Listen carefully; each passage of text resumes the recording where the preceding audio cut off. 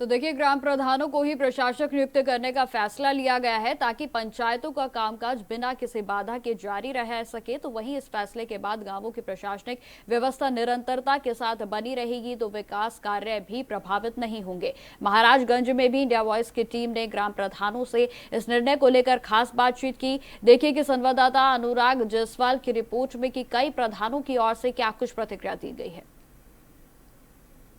उत्तर प्रदेश सरकार ने पंचायत चुनाव में हो रही लगातार देरी को देखते हुए प्रशासक नियुक्त करने का फैसला लिया है।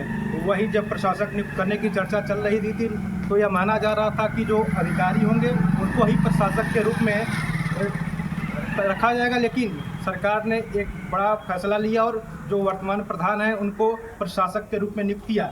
हमारे साथ बातचीत करने के लिए कुछ ग्राम प्रधान लोग मौजूद हैं जिनसे हम बातचीत करेंगे और जानेंगे कि सरकार का इस फैसले को लोग कैसे देखते हैं। क्या नाम है सर आपका? नमस्कार, मेरा नाम सिद्धार्थ सिंह है।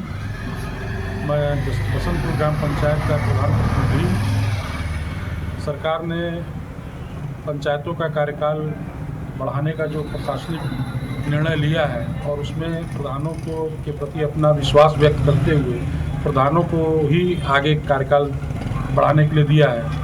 उसके लिए पहली चीज़ तो वह शासन को, प्रशासन को हृदय से धन्यवाद देता हूँ और अपने सभी प्रधान भाइयों से आह्वान करता हूँ कि सरकार ने एक बहुत बड़ी जिम्मेदारी हम लोगों को सौंपी है। बहुत बड़े विश्वास के साथ इसको पूरी आस्था और निष्ठा के साथ निभाएं।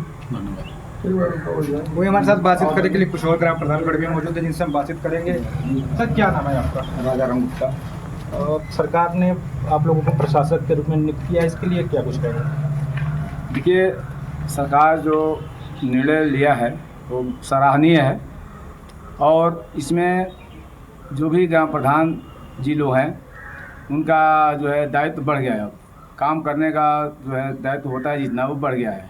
विद्यालयों में पुनः प्रवेश की प्रक्रिया शुरू हो चुकी है। नया सत्र चल रहा है। कर्मचारी सीमित हैं। सरकार की व्यवस्थाएं थी, कुछ माननीय न्यायालयों के भी आदेश थे, पिछड़ा वर्ग आयोग का भी गठन था। इन सब के चलते चुनाव में देरी हुई। ये कहना गलत होगा कि सरकार प्रधानों को अपने पक्ष में करने के लिए ऐसा की है। यहाँ पे हम सब प्रधान भाई हैं, कोई भी एक दल से संबंधित नहीं है। सबकी अपनी अपनी आस्था है, अपनी अपनी निष्ठा है। सरकार ने वर्तमान में 6ठा वित्त आयोग लागू हो चुका है, 16वां वित्त आयोग आ गया है।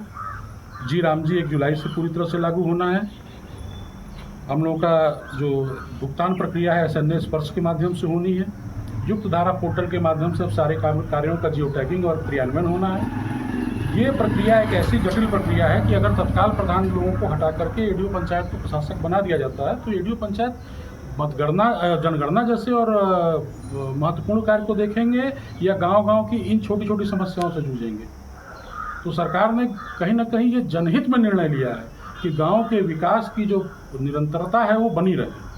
सरकार ये हम नहीं कह सकते कि सरकार ने अपने पक्ष में प्रधानों को करने के लिए निर्णय लिया है, ये गलत है।